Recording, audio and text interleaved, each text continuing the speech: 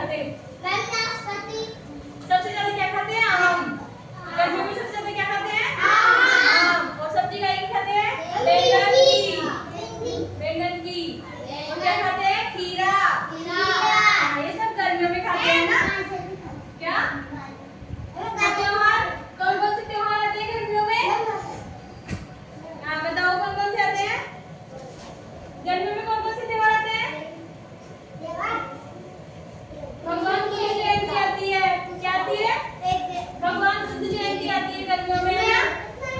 जगन्नाथ रथ यात्रा याद है गर्मियों में आती है। है ना? जो बता रहे ना चुप बैठ जाओ, है ना? और गर्मियों में कौन सी बीमारी हो जाती है तुमको? कौन सी बीमारी होती है गर्मियों में? डायरिया।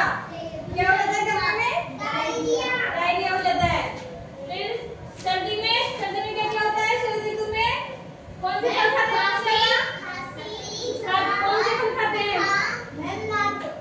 कौन से फल खाते हैं? बताओ।